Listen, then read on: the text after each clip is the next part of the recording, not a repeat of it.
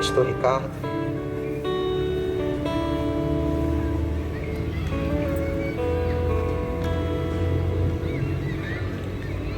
Saúde os irmãos com a paz do Senhor Jesus Cristo, a todos que estão presentes nesse ambiente. Que Deus ele possa te abençoar a sua família, a sua casa. Que essa palavra ela encontre guarida, que ela possa fazer morada. E que você possa guardar a palavra de Deus no seu coração. Nós vamos ler a palavra do Senhor, que se encontra em Isaías, capítulo de número 6, versículo de número 1 em diante, que diz assim a palavra do Senhor. No ano em que morreu o rei Uzias, eu vi o Senhor assentado sobre um alto e sublime trono, e o seu séquito enchia o templo. Os serafins estavam acima dele, cada um tinha 6 asas, com 2 cobriam o rosto, com 2 cobriam os pés, com 2 voavam, e clamavam um para os outros, dizendo: Santo, Santo, Santo é o Senhor dos exércitos, toda a terra está cheia da sua glória. E os umbrais das portas se moveram com a voz do que clamava, e a casa se encheu de fumaça. Então disse eu: ai de mim que vou perecendo, porque sou homem de lábios impuros, e habito num povo de impuros lábios. Meus olhos viram o Rei, o Senhor dos exércitos. Mas um dos serafins voou para mim, trazendo na sua mão uma brasa viva, que tirara do altar com uma tenaz, e com ela tocou a minha boca e disse: eis que isto tocou os teus lábios, e a tua iniquidade foi tirada, e purificado o teu pecado. Depois disso, ouvi a voz do Senhor que dizia: a quem enviarei? E quem há de ir por nós? Então disse eu: eis-me aqui, envia-me a mim. Até aqui louvado seja o nome do Senhor Jesus Cristo. Amados irmãos, queridos ouvintes, você que se encontra nesse ambiente, sabemos que o Brasil é um país extremamente religioso, e muitas pessoas dizem que conhecem ao Senhor. Se nós sairmos daqui e perguntarmos a qualquer pessoa se ela conhece a Deus, se ela teme a Deus, se ela ouviu falar de Jesus, certamente essa pessoa dirá: não, eu conheço ao Senhor, não, eu conheço Deus, não, eu já sou cristão, não, eu já sirvo a Deus, não, eu já sou da igreja. Não, eu não estou perguntando se você é da igreja, eu não estou perguntando se você de fato pertence a uma denominação, eu estou perguntando se você de fato tem uma experiência com o Senhor, eu estou perguntando se de fato você conhece o Deus da Bíblia, a palavra do Senhor. O profeta Daniel, certa feita, ele disse: o povo que conhece o Senhor, ele é forte e fará proeza. E essa não é a realidade do povo brasileiro. Certamente o povo brasileiro é um povo fraco. Certamente o povo brasileiro não é um povo que realiza proezas. Por quê? Porque verdadeiramente o povo brasileiro honra o Senhor com os lábios, mas o coração está distante do Senhor. Verdadeiramente é um povo que não serve ao Senhor com integridade. E a Bíblia nos convida a todo momento a conhecer o Senhor. Oséias 6,3 diz: conheçamos e prossigamos em conhecer ao Senhor. Amados irmãos, entenda, se verdadeiramente a nação brasileira conhecesse a Cristo, servisse a Jesus, a nossa nação estaria como se encontra. O nível de corrupção, o nível de morte, o nível de abuso, o nível, amados irmãos, de mentira, não. Por quê? Seria uma nação que conhece a Deus. E nós vivemos uma geração que não conhece ao Senhor.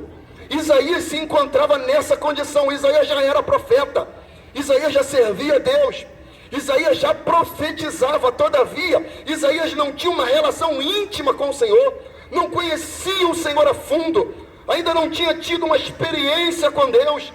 A Bíblia fala que quando Moisés morre, Josué toma a frente e ele vai guiar o povo à terra prometida. Uma geração morre, nasce outra, e a Bíblia relata algo estonteante. Diz que nasce uma geração que não conhece ao Senhor, nem tampouco a obra que é realizada em Israel. Ou seja, era uma geração que nasceu, que não conhecia o Senhor, que não sabia dos milagres que ocorreram no Egito, que não lembrava, não tinha conhecimento do Deus Todo-Poderoso, que tirou Israel com mão forte, mão de poder. Era uma geração que seus pais viveram experiências com Deus, todavia, eles não viveram, eles não experimentaram. E com isso, amados irmãos, um povo que não conhece o Senhor, não é forte e não realiza proeza, como disse Daniel. A palavra do Senhor vai dizer em Oséias 4,6 que o meu povo é destruído porque lhes falta conhecimento. Mas o profeta vai dizer que não só faltou, diz que rejeitou. Então nós vivemos, infelizmente, uma geração que não aceita nem tampouco recebe, rejeita a palavra do Senhor. E é por esse motivo que nós estamos aqui. Para quê? Para que você tenha acesso à palavra de Deus, para que você ouça a palavra do Senhor. Jesus certa feita disse: errais por não conhecer as Escrituras, nem tampouco o poder de Deus. Então é por meio da palavra, é por meio da mensagem da cruz. Qual é a verdade, pastor Ricardo? De que eu não conheço o Senhor? A Bíblia diz: aquele que não ama não conhece a Deus, porque Deus é amor, diz a palavra do Senhor. E essa é uma realidade gritante e tangente, que as pessoas não amam mais. Vimos um nível de traição, de mentira, violência, morte, assalto. Por quê? Porque as pessoas não amam. O grande mandamento é: ama o Senhor o teu Deus de todo o teu coração, ó glória, de toda a tua força, e o próximo semelhante a ti mesmo. Se de fato os homens conhecessem a Deus, amariam o seu próximo, não roubaria, não assaltaria, não diria mentira ao seu semelhante. Então o motivo de nós estarmos nessa condição é o fato de nós não conhecermos ao Senhor. Mas Deus te dizer: Ele nos conhece, ó glória.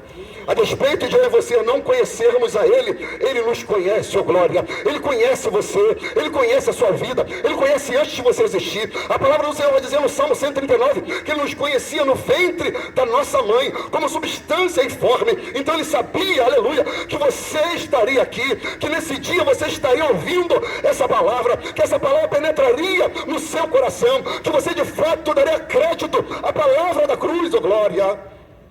Salmo 94:11 diz: o Senhor conhece os pensamentos do homem. Diz que o Senhor conhece os pensamentos do homem. Isaías vai dizer que os caminhos de Deus são mais elevados e o pensamento dele são mais altos que o nosso. Sendo que o salmista diz que ele conhece os pensamentos do homem e sabe que são fúteis. Essa é a grande verdade, que a maioria dos nossos pensamentos, eles são fúteis. São pensamentos que nos levam à ruína, ao pecado, à degradação. E nessa palavra aqui, mostra essa realidade. Qual? Isaías, ele tinha uma visão distorcida acerca do Senhor, porque havia um rei na frente de Isaías. E o texto que eu li menciona: no ano em que morreu o rei Uzias, eu vi o Senhor assentado sobre um alto e sublime trono. Por que que Isaías declara de maneira muito clara que no ano em que morreu o rei Uzias, eu vi? Antes do rei morrer, Isaías não tinha visto. Antes do rei morrer, Isaías não contemplava. Antes de Uzias falecer, o profeta Isaías não via o Senhor. Mas a Bíblia diz: no ano em que morreu o rei Uzias, eu vi ao Senhor. Deixa eu declarar para você nessa noite: você não vai ver o Senhor se você não deixar o rei que domina a sua vida morrer no seu coração. Qual é o rei da minha vida, pastor? De repente o rei que governa a sua vida é o futebol. De repente o rei que governa a sua vida é o cigarro. De repente o rei que governa a sua vida deve ser a maconha, mentira, cocaína, uma vida promíscua, de mentira, de adultério, de prostituição. De repente esse rei que governa a sua vida faz com que você não enxergue ao Senhor, porque aos seus olhos esse rei é bom, esse rei é direito, esse rei é correto. O rei Uzias era um bom rei. Então Isaías olhava ao rei Uzias e entendia que ele era perfeito, que ele era bom, que ele na verdade era o melhor monarca que existiu em Judá. Mas verdadeiramente, amados irmãos, deixa eu te dizer, a Bíblia diz que não há nenhum homem bom, não há ninguém justo, não há um homem justo sobre a terra que não peque e faça o bem. Então, quando o rei Uzias morre, a Bíblia diz que Isaías vê o Senhor, ó glória. Então, nessa noite, pelo poder da palavra de Deus, que é martelo que esmiuça a penha, esse rei que governa a sua vida, que governa a sua história, ele vai morrer no seu coração, ele vai morrer na sua alma, ele vai deixar de existir. A partir do momento que você deixar de olhar para o rei da terra, olhar para o rei do céu e da terra, ele vai governar a sua vida, ele vai mudar a sua história, aleluia. Ezequiel 14:3 diz: filho do homem, estes homens levantaram os seus ídolos no seu coração, e o tropeço da sua maldade puseram diante da sua face. Devo eu de alguma maneira ser interrogado por eles? Fala de ídolos no nosso coração, fala de ídolos que habitam dentro da nossa alma, fala de ídolos que estão guardados dentro do nosso ser. E o Senhor usa o profeta e fala: devo eu ser interrogado por eles? Esses homens levantaram ídolos no seu coração. E, amados irmãos, esses ídolos são feitos por nós. Somos nós que levantamos esses ídolos em nossa vida. Eu não estou dizendo tão somente ídolos de gesso, de pau, de madeira, de prata ou de ouro. Não. Tem muita gente que idolatra o seu próprio carro, idolatra a sua própria vida, tem uma auto-idolatria de si mesmo. Está aí a selfie que não deixa mentir. O ser humano tira 300 fotos por minuto. É uma auto-idolatria de si mesmo. Enquanto esse ídolo não morrer, você não vai ver o Senhor, você não vai contemplar a presença do Deus Todo-Poderoso, porque o Senhor abomina a idolatria.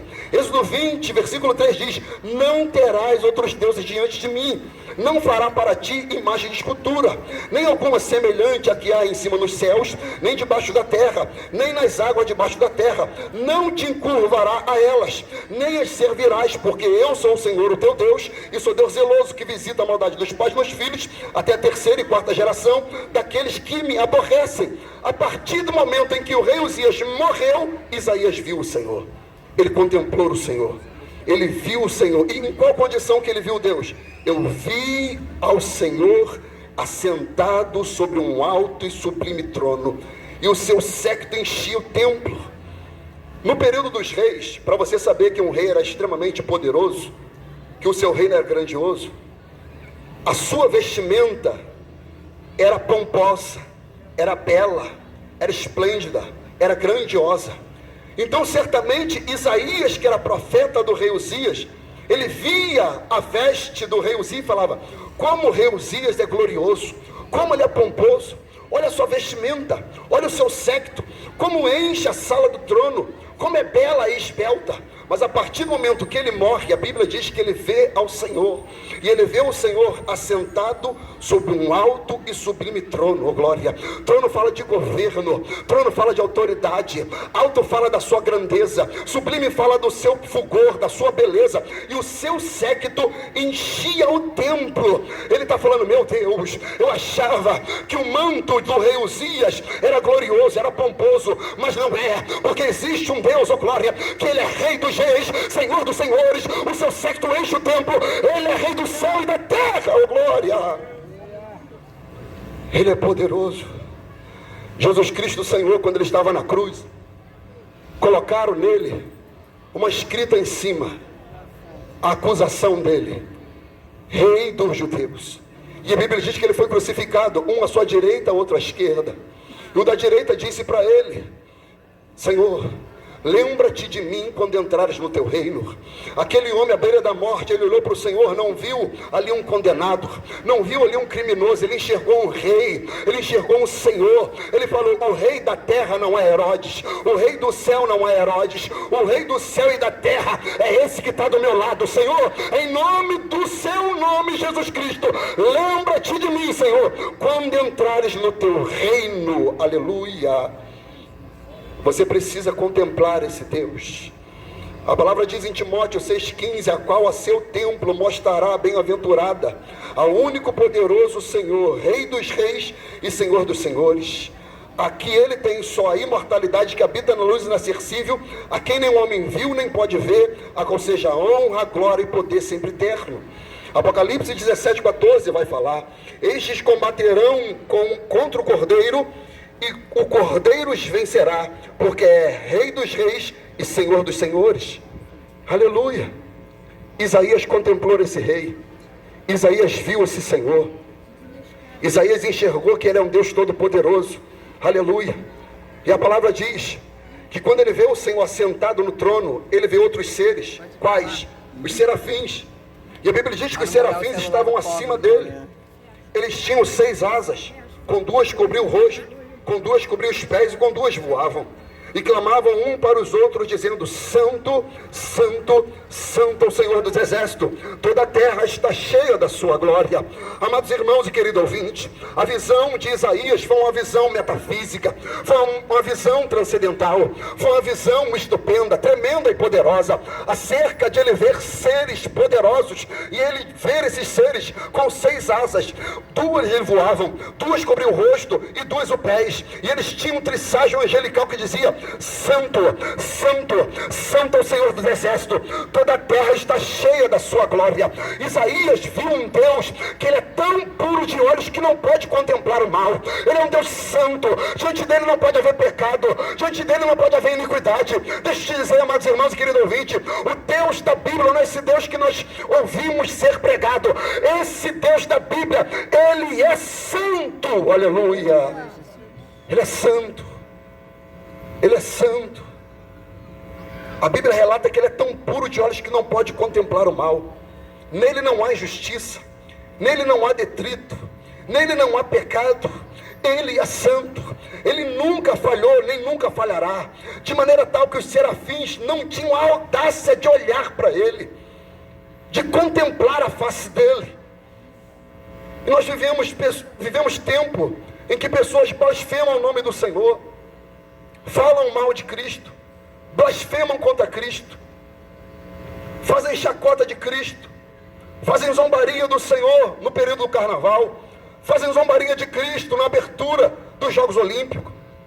Mas deixa eu te falar, esse Deus, ele é santo, e ele deseja que os homens olhem para ele da maneira que ele é, santo e tremendo é o teu nome, diz a palavra.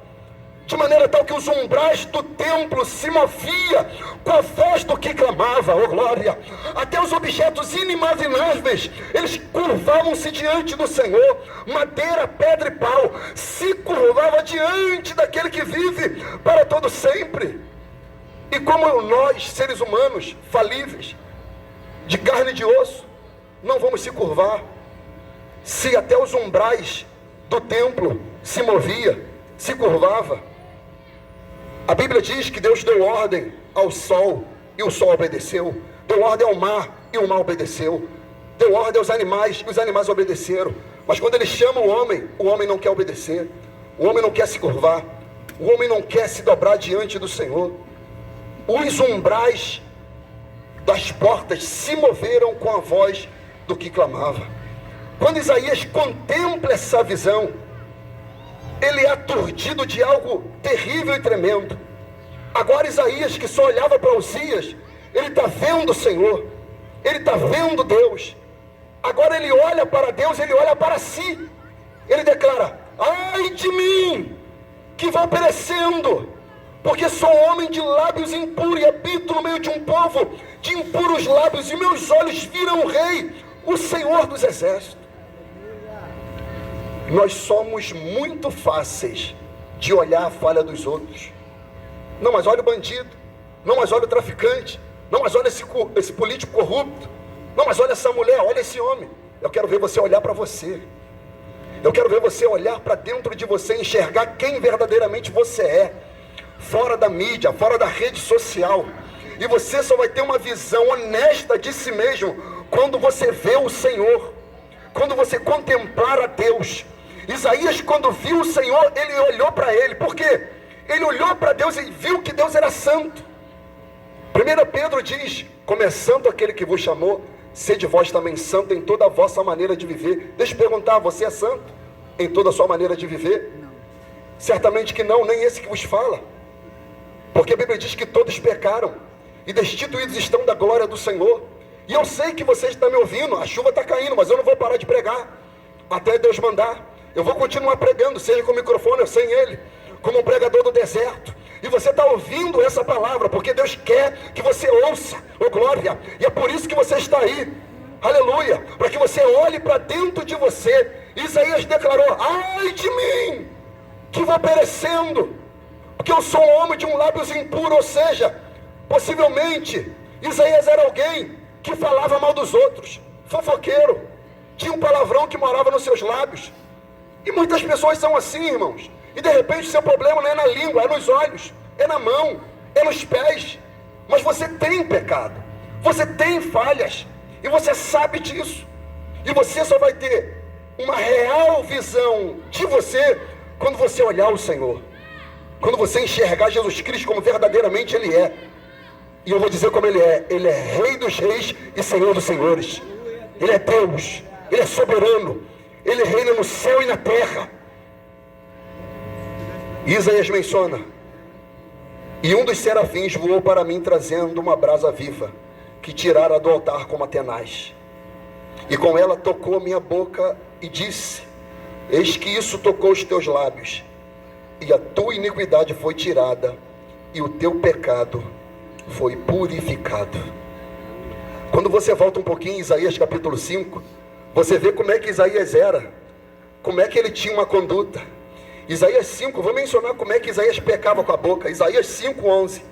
Ai dos que se levantam pela manhã e seguem a bebedice. Ou seja, Isaías olhava para aquele que tomava uma cerveja e falava: tá lá, ó, beberrão, vive bebendo, não sai da barraca, gosta muito da cerveja, uma cachaçinha, gosta muito de um uísque. Isaías era assim, ele olhava só o pecado dos outros, não olhava o dele. E ele diz: e se demoram até a noite, até que o vinho os esquenta. Ai dos que puxam pela iniquidade como cordas de vaidade, e pelo pecado como se fossem cordas de carro. Ai dos que chamam o mal bem e o bem mal, e que fazem da escuridão luz e da luz escuridade, e fazem do amargo doce, doce amargo. Ai dos que seus lábios são puros seus próprios olhos, e prudentes diante de si mesmo. Ai dos que são poderosos para beber vinho, e homens forçosos para misturar bebida forte. Ai dos que justificam o ímpio por presente, e o justo nega a justiça. Ele está falando de injustiça feito por quem merece justiça, e justiça com quem merece ser punido. E nós vemos nesses dias aí, pessoas que cometem crime estão nas ruas, defraudam a sociedade, estão livres. Pessoas que cometeram homicídio estão nas ruas. Agora você tem uma causa na justiça, você trabalhou, você merece receber, e quando você vai na justiça para receber o seu direito, é negado o seu direito. É disso que Isaías está falando. Isaías olhava o pecado alheio, mas não olhava o seu próprio pecado. Mas quando ele olhou o Senhor, a Bíblia diz que ele disse: ai de mim. E nessa noite, amado e amada, que se encontra ao alcance desse microfone, Deus quer que você olhe para dentro de você e seja sincero com você mesmo. Será que você não tem pecado? Será que você de fato é tão justo, tão puro quanto acha que é? Será que de fato, se você fechasse os seus olhos verdadeiramente, você acredita que você estaria na eternidade? Será que você acha que você é tão puro de olhos de fato, que você merece morar com Deus? Será? Ou será que você enxerga para dentro de si, e você enxerga que de fato você olha para a mulher que não é sua, que você tem gato na sua luz, que você tem gatonete na sua televisão, que você de fato é mentiroso, tem a mentira como estilo de vida? Se você acha um dinheiro, você acha um documento, você não entrega. Você entrega a carteira vazia, mas não entrega o dinheiro da pessoa. Desonestidade, corrupto. Então nessa noite Deus está nos chamando a se arrepender dos nossos pecados. Isaías declarou: ai de mim que vou perecendo, porque sou homem de lábios impuros, e habito num povo de impuros lábios, e os meus olhos viram o Rei, o Senhor. Além de Isaías olhar para Deus, olhar para si, ele olhou para a sociedade. Ele falou: a sociedade também está perdida. A sociedade que eu habito também está degradada. A sociedade também está no pecado. E se a sociedade morrer nessa condição, como será?